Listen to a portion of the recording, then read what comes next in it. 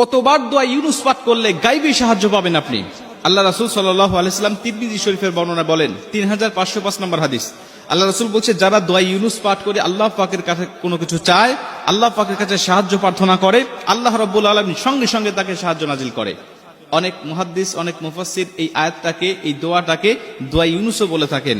এটা আল্লাহ রাব্বুল আলামিনের গায়বী সাহায্য পাওয়ার একটি অন্যতম একটি দোয়া। তিরমিজি শরীফের বর্ণনায় আল্লাহ রাসূল সাল্লাল্লাহু আলাইহি ওয়াসাল্লাম বলেন, আমার ভাই ইউনুস আলাইহিস সালাতু ওয়াসসালামকে যখন নৌকা থেকে যখন সাগরে নিক্ষেপ করা হয়েছিল, নৌকা থেকে যখন তাকে সাগরে নিক্ষেপ করা হলো, তিনি পানির নিচে পড়ে গেলেন। পানির গভীরে যাওয়ার পরে তাকে মাছ খেয়ে ফেললেন।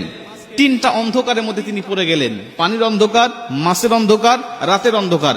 তিনটা অন্ধকারের মধ্যে থাকলেন, কোথাও কোনো সাথী ছিল না, তার কাছে কোনো সাহায্য করার মতো কোনো মানুষ ছিল না। তিনি জানতেন যে আমাকে আল্লাহ পাক ছাড়া কেউ সাহায্য করতে পারবে না। তখন ইউনুস আলাইহিস সালাতু ওয়াসসালাম আল্লাহ পাকের কাছে দোয়া ইউনুস পাঠ করতে লাগলেন। তিনি বলতে থাকলেন, লা ইলাহা ইল্লা আনতা সুবহানাকা ইন্নী কুনতু মিনাজ জালিমিন। হে আল্লাহ, তুমি ছাড়া কোনো মাবুদ নাই, তুমি মহান, তুমি পবিত্র।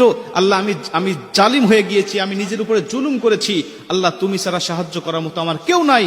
আল্লাহ রাব্বুল আলামিন তাকে মাছের পেট থেকে আল্লাহ পাক তাকে হেফাজত করলেন। আল্লাহ পানির অন্ধকার থেকে তাকে আলোতে নিয়ে আসলেন, রাতের অন্ধকার থেকে আল্লাহ দিনের আলো দিলেন। তিনি মুক্তি হয়ে গেলেন, তিনি আল্লাহ পাকের শুকরিয়া আদায় করলেন।